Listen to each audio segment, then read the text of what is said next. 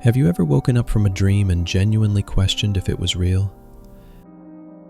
That heart-pounding moment of confusion, where the dream felt as solid as this very room.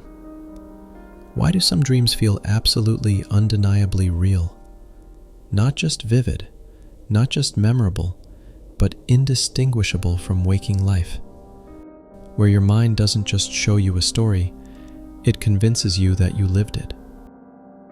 Tonight we're answering that question. Why your sleeping brain can completely fool your waking mind. You're about to discover the neurological machinery that constructs these hyper-realistic dreamscapes, the practical tools you can use to reduce unwanted, vivid dreams, and the moment where the line between dream and reality disappears completely. This isn't speculation. Every claim you'll hear is backed by peer-reviewed neuroscience and sleep research. Now, let's go inside.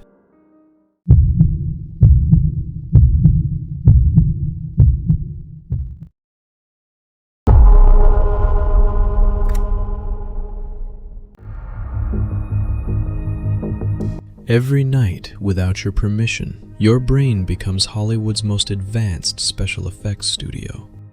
During rapid eye movement sleep, your brain activity rivals waking consciousness. Neural networks fire in patterns nearly identical to when you're experiencing the real world. Your visual cortex lights up as if actual photons are hitting your retinas. Your motor cortex activates like you're genuinely running, fighting, or dancing. The only reason you're not physically acting it out? A temporary paralysis system called sleep atonia literally disconnects your brain's commands from your muscles. But REM alone doesn't create the vividness. Enter acetylcholine. Think of it as the director's chemical. When this neurotransmitter floods your brain during REM, it supercharges sensory processing and amplifies memory formation. Simultaneously, serotonin and norepinephrine, chemicals that typically keep you grounded in reality, plummet to near zero. Here's the critical insight. Your brain cannot distinguish between simulated and genuine sensory input. If the same neurons fire, it registers as real. Your visual cortex processes a dream tiger identically to seeing an actual tiger at the zoo. To your nervous system, the simulation is the reality.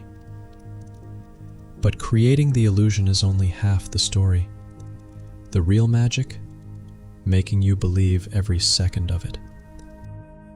Your dreaming brain doesn't just construct reality. It systematically edits out every clue that would expose the deception. During REM, your prefrontal cortex, the brain region responsible for logic, critical thinking, and detecting inconsistencies, powers down almost completely. This is why you can have coffee with a deceased relative in a floating restaurant on Jupiter, and it feels entirely reasonable. Your internal skeptic is offline. The part of you that would normally say, "Wait, this doesn't make sense," simply isn't there to object.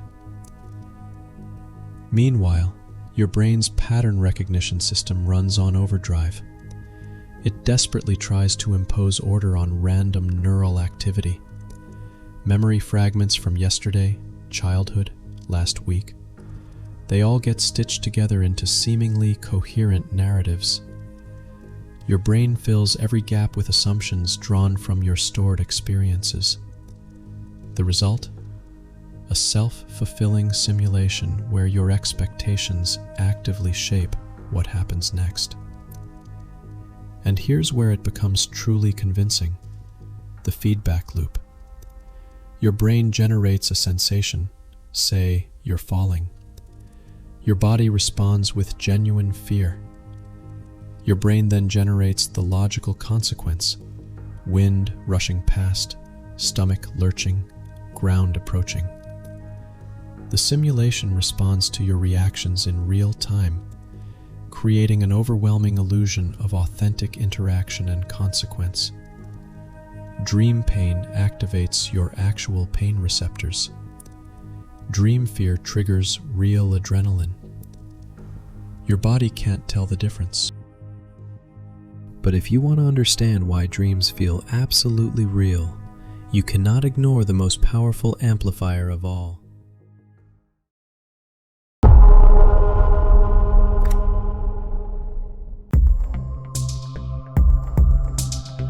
So, if your environment and emotions are generating these hyper-real experiences, what can you actually do about it? You cannot stop dreaming, but you absolutely can influence what you dream and how intensely real it feels. Start with temperature. Keep your bedroom cool, between 65 and 68 degrees Fahrenheit. Extreme temperatures correlate with more intense REM activity and vivid dreaming. Cooling your environment reduces dream intensity for most people. Sound management matters too. White noise masks irregular external sounds that would otherwise infiltrate and amplify your dreams. Consistent audio creates a stable acoustic environment, leading to more predictable dream experiences. Your sleeping position plays a role. Research indicates back sleeping generates more vivid dreams compared to side sleeping, though individual responses vary. Experiment to find your personal baseline. Psychologically, pre-sleep practices make a measurable difference. Writing anxieties or stressors in a journal before bed externalizes emotional processing, reducing the likelihood they'll dominate your dreams. For recurring unwanted vivid dreams, try cognitive reframing while awake. Mentally rehearse the dream with a different, less distressing ending. This technique, borrowed from imagery rehearsal therapy, can actually reshape dream patterns over time. Perhaps most important, consistency. Irregular sleep schedules create REM rebound. Your brain compensates for lost REM by intensifying it when you finally sleep, leading to extremely vivid, sometimes chaotic dreams. Regular sleep rhythm equals more stable, predictable dreaming. These techniques reduce unwanted vividness. But what if you want the opposite? What if you want to step into the dream and take control? Imagine being inside a dream so convincing, you suddenly realize it's a dream, and you stay in it. Conscious, aware, still dreaming. This is lucid dreaming. Consciousness during REM without waking. It's the ultimate proof that dreams feel authentic, because you're simultaneously aware it's a simulation, and yet still convinced by the sensory experience. 55% of people experience it at least once in their lives. Some can induce it regularly. Brain scans of lucid dreamers reveal something extraordinary. Partial reactivation of the prefrontal cortex during REM. They exist in a hybrid state, the sensory immersion of dreaming combined with the self-awareness of waking consciousness. It's a unique neurological state that exists nowhere else. You're experiencing the vivid simulation while simultaneously knowing you're experiencing a simulation. And here's the paradox. Becoming lucid often makes dreams feel more real, not less. Colors intensify. Textures become hyper-detailed. Sensations sharpen. It's as if awareness itself amplifies the simulation's resolution. But there's a delicate balance. Attempt too much conscious control, and you'll wake up. The trick is gentle influence, suggesting rather than commanding. Because even when you're aware, the dream maintains its own momentum, its own internal logic. You're a participant with influence, not a dictator. Some elements resist control entirely. Faces shift. Text changes when you look away. Time flows inconsistently. But lucid dreaming raises a question that extends far beyond sleep science.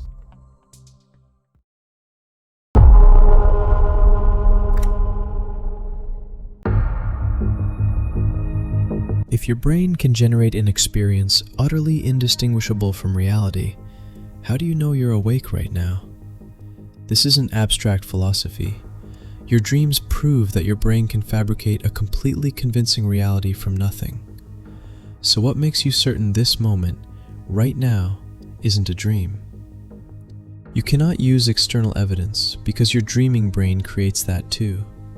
You cannot trust your senses because they're equally convincing in sleep. The only certainty you possess is that you're experiencing something. But what that something is, that's where certainty ends. Dreams expose an uncomfortable truth. Waking reality is also a construct. Right now, your brain is receiving raw sensory data, photons, sound waves, pressure, and constructing an experience you call reality. Neuroscientists call it a controlled hallucination. It's your brain's best interpretation of input, constrained by physical laws and sensory feedback. Dreams are the identical process, just less constrained by external input. The difference between dreaming and waking isn't black and white, it's a spectrum of constraint. Dreams have internal consistency and rules, they just differ from waking physics. Some philosophers argue we're always dreaming, we just have different levels of external anchoring. And despite decades of research, the deepest questions remain unanswered. Why do we dream at all? Is it memory consolidation, emotional processing, threat simulation, random neural noise the brain tries to interpret? Honestly, we don't know. Consciousness, whether sleeping or waking, remains neuroscience's greatest unsolved mystery. Dreams are one of its most beautiful puzzles. But let's bring this back down to earth.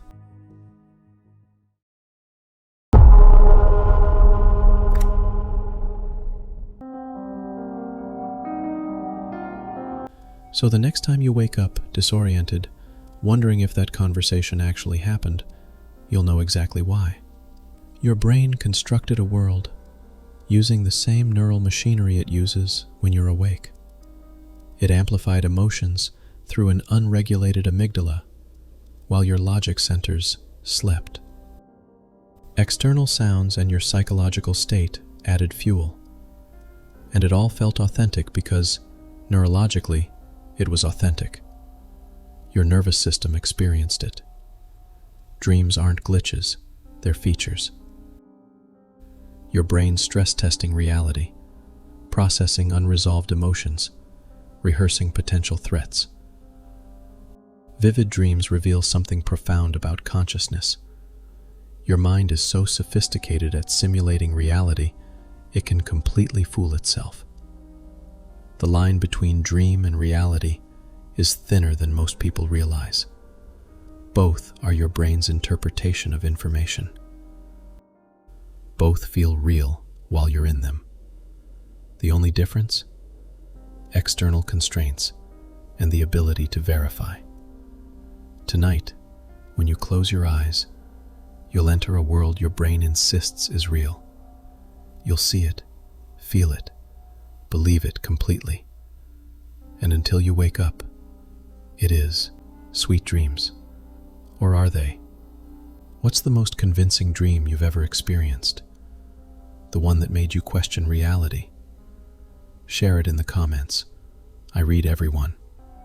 If you're fascinated by consciousness, the mind, and the mysteries of perception, subscribe. We're exploring the edges of what we know about reality itself. Thanks for watching. Now go test whether you're dreaming.